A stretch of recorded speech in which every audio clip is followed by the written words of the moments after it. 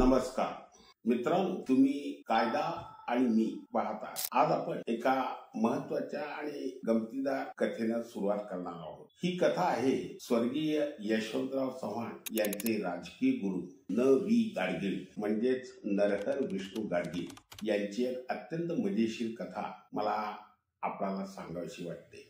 ती या माध्यमातून मी आपल्याला सांगण्याचा प्रयत्न करते। आपल्याला ही कथा निश्चितच आवडेल। साधारण नवी गाडगीळ हे 1920च्या दरम्यान शिवाजीनगर पुणे या कोर्टामध्ये वकिली करू लागले। नुकतेच वकील झालेले होते, कुठल्याही प्रकारचा अनुभव नव्हता, वकिलीचं कौशल्य काही फारसा असायचं काही कारणही नव्हतं, कारण अगदी सुरुवात होती। योगायोगानं नवी गाडगीळांच्याकडे अगदी प्रॅक्टिसला सुरुवात करतानाच त्यांना एक फौजदारी खटला मिळाला। त्या फौजदारी खटल्यातला जो आरोपी होता त्याच्या विरोधात एक फौजदारी खटला एका कोर्टात चालू होता। त्या फौजदारी खटल्याचं वकीलपत्र योगायोगानं काकासाहेब गाडगीळ यांच्याकडे। काकासाहेबांना त्या फौजदारी खटल्यातला काय केस आहे, काय गुन्हा त्या आरोपी विरुद्ध, आणि आपण ही केस घेतोय तर त्याचं काय वाचन करायचं, कसं करायचं याचं काहीही प्राथमिक ज्ञान असण्याचं काही कारणही नव्हतं।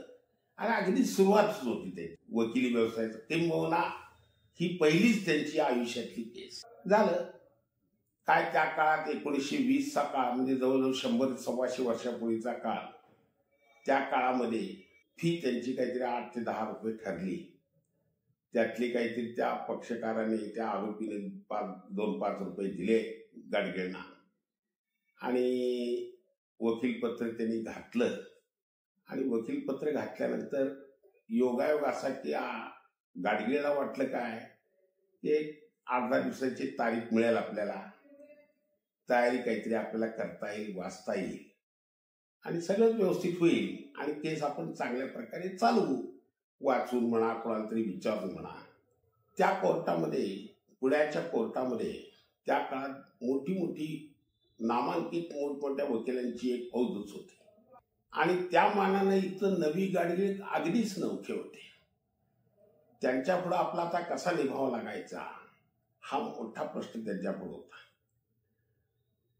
परंतु काय झालं, नवी गाडगीळनं धाडस करून ती केस घेतली आणि चालवायचं आता म्हणून ते कोर्टाकडे गेले। कोर्टाने त्याला चट सांगितलं, आज मी हा खटला घेणार आहे गाडगीळ, आणि कुठल्याही परिस्थितीत मुदत मिळणार नाही। त्या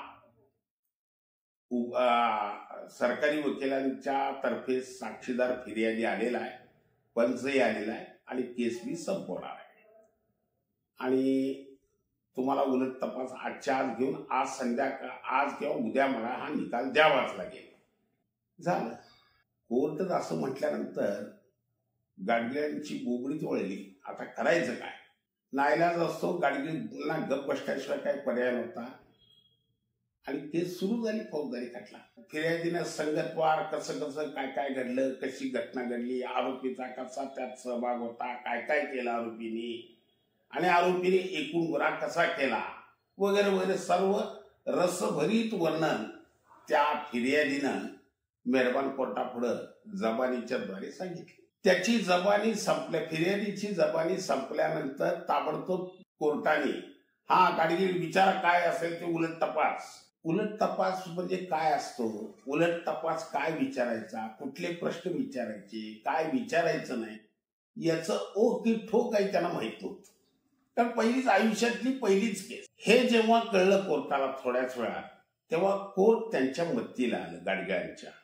त्यावेळी ते कुलकर्णी नावाचं एक कोणतरी कोर्ट होतं त्यावेळेला। मग त्या कुलकर्णीने या गाडगीळाची ही केवलवाणी अवस्था बघून त्यांनीच पुढाकार घेऊन त्याला काही 4 प्रश्न निवडक विचारले आरोपी फिर्यादीला। तसंच इतर जे काही पंच साक्षीदार होते त्यांनाही यांनीच क्रॉस केला कोर्टानेच, आणि केस हा 313चं स्टेटमेंट जे असतं त्यावेळेला 242 CRPC होता, त्याप्रमाणे त्याचे स्टेटमेंट घेतलं आरोपीचं, आणि केस जजमेंटसाठी दुसऱ्या दिवशी ठेवली। दुसऱ्या दिवशी ठेवल्यानंतर दुसऱ्या दिवशी उजाडला, त्यावेळेला कोर्टाने निकालासाठी तारीख नेमलेली होती, त्याप्रमाणे 11 वाजता बरोबर त्या दिवशी बोलवलं निकालाच्या दिवशी गाडगीळला आणि सरकारी वकिलांना आणि आरोपीला। आरोपी आपला नमस्कार करत कोर्टापुढं उभा होता. गाडगिळांच्या हृदयाची धडधड चालू होती. आयुष्यातली ही पहिली आपली केस आणि ती कुठल्याही प्रकारची तयारी न करता, कुठलाही अभ्यास न करता मेहरबान कोर्टानेच आपल्याला मदत केलेली आहे याची पुरेपूर कल्पना गाडगिळला होती. तर आता काय होतंय कोणास ठाऊक, अशी चिंता गाडगिळला लागली. म्हणजे त्याला इंग्रजीमध्ये हिज हार्ट वॉज पाउंडिंग असं म्हणतात. धडधडत होतं अंतःकरण. आणि अचानकपणाने कोर्टाने जाहीर करून टाकलं की त्या आरोपीला सांगितलं, काय नाव तुझं, या इकडं पुढं. आला तो आरोपी, हा जा, तुला सोडून दिलेला आहे. सोडून दिले हे जेव्हा गाडगिळला कळलं तर गाडगिळांचा आनंद गगनात मावेनावला झाला. ते इतके खुश झाले की ते बाहेर पडले. बाहेर पडल्यानंतर आरोपीने त्यांना अगदी उत्साहानं राहिलेले काय जे 4 पैसे होते ते दिले आणि आरोपी पळूनच गेला. आणि इकडं गाडगिळांनी काय केलं, नवी गाडगिळांनी, जो तो वकील येईल, जो तो कोणी भेटेल ओळखीचा, त्याला सांगत सुटले. मी असा उलट तपास घेतला फिर्यादीचा, साक्षीदाराचा असा घेतला, त्या साक्षीदाराला पाडलं, त्या फिर्यादीला उलट तपासात पाडलं आणि मग कोर्टाला नाईलाज असतो आरोपीला सोडून द्यावा लागला. आयुष्यात मला हा पहिला खटला, पण पहिलाच खटला मी यशस्वीरित्या जिंकला वगैरे वगैरे डांगोरा पिटत ते संपूर्ण शिवाजीनगरच्या कोर्टात येईल त्या माणसाला सांगू लागले. दुपारची 2-2:30ची वेळ झाली आणि बारमध्ये त्या काळामध्ये पुणेरी पगडी घातलेले बरेचसे वयोवृद्ध वकील होते. त्यांना ही बातमी कळली की गाडगिळ नुकताच एक नवीन कोणीतरी वकील आलेला आहे. पहिल्याच केसमध्ये निर्दोष त्या आरोपीची मुक्तता केली आपल्या कौशल्यानं, असं जेव्हा त्यांना समजलं तेव्हा ते सगळे जण वकील लोक गाडगिळांच्याकडे अत्यंत कौतुकानं पाहायला लागले. त्याला इंग्रजीमध्ये all these advocates, those advocates were gazing at Gadgil admiringly. आणि गाडगिळ इकडे तिकडे नाचारले. तोपर्यंत ही बातमी कोर्टाच्या कानावर गेली की गाडगिळ सगळ्या गावाला सांगत सुटले की माझ्यामुळे हे केस सुटली, अमुक झालं तमुक झालं आणि आपला डांगोरा पिटाला. त्यामुळं कोर्ट भलतं संतापलं आणि कोर्टाला राहून नाही त्यांनी ताबडतोब शिपायाला पाठवलं आणि शिपायाला पाठवून सांगितलं की ते ताबडतोब त्या गाडगिळला बोलव म्हणले. 1920 सालचा काळ आहे. विचार सगळ्यांनी हा लक्षात घ्यावं. 1920 सालची ही गोष्ट आहे.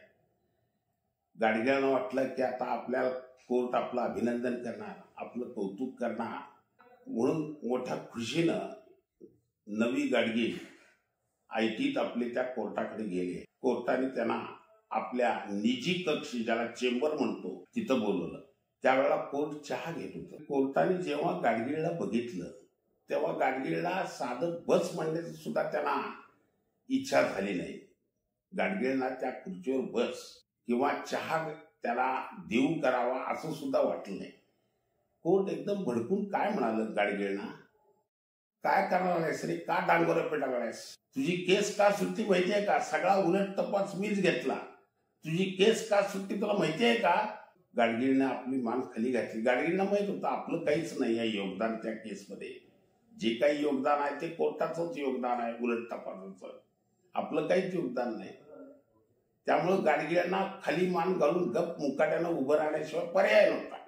शेवट कोर्ट वैतागून त्याला काय म्हणालं, तुझी केस का सोडली तुला माहिती आहे का. म्हणजे आता सांगतो. आज मी सकाळी घरातून बाहेर पडलो कोर्टात येण्यासाठी, त्यावेळेला बायकोनी मला तंबी दिलेली होती. काय म्हणून तंबी दिलेली होती की आज आपल्या लग्नाचा वाढदिवस आहे, निदान आज तरी कोणाला शिक्षा करू नका, अशी तंबी दिलेली होती. आणि नेमका आज वाढदिवसाच्या दिवशी तुझी केस या निकालावर होती म्हणून ही केस सोडलेली आहे. तुझं ह्यात काहीही 10 पैसे सुद्धा कौशल्य नाही, हे लक्षात घे. अर्थात गाडगिळांची जी केस मेहरबान कोर्टाने जी सोडली त्यात फारसा काही पुरावा नव्हता सरकारी पक्षाकडे, म्हणून केस सोडली हे काही सांगायचं कारण नाही आहे. परंतु कोर्टाने या गोष्टी अशा विरोधानं सांगून म्हणजे गाडगिळला विरोधानं सांगितल्या या गोष्टी. आणि त्यांनी काय सांगितलं की ही जी केस सोडली आहे ही केस माझ्या आज बायकोने मला सांगितलंय की लग्नाचा आज वाढदिवस आहे, आज तरी कोणाला शिक्षा करा, म्हणून ती केस आहे. अत्यंत निराश मनानं गाडगीळ त्या संबंधित न्यायाधीश महोदयांच्या निजी कक्षातून बाहेर पडले. तर ही नवी घडल्याची ही कथा तुम्हाला जर ही आवडली असेल तर लाईक करा, शेअर करा, सबस्क्राईब करा. नमस्कार.